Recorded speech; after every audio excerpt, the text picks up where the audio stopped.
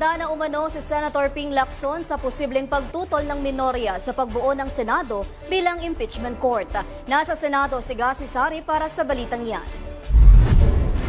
Inaasahan na ni Senate President Pro Tempore Panfilo Lacson na may mag-o-object kaugnay ng pag-convene ng Senado bilang impeachment court.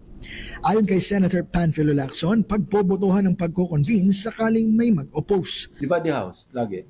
Kung matalo sa botohan, hindi paano magko-convene kung ang rule ng impeachment court wag mag-convene. So wala impeachment.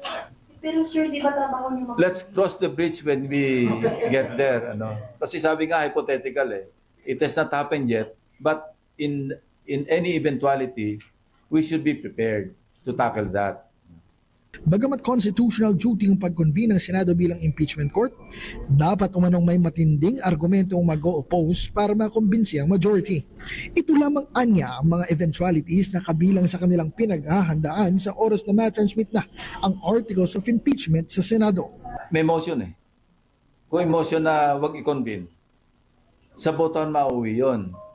Kasi ang court hindi naman one-man court It's a 24-member court. So majority pa rin yung magre-rule.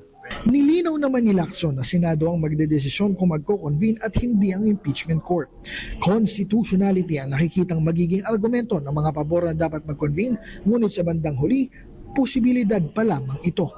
Samantala, binanggit din ni Lacson na plano umano ng Senado mag-appoint ng impeachment manager at si Senator Kiko Pangilinan ang isa sa kinukonsidera dito dahil abogado ito.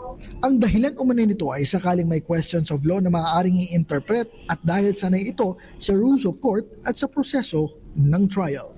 Para sa DATV News, ako si Gasi Sari, nag-uulat. Maraming salamat sa iyo, Gasi Sari.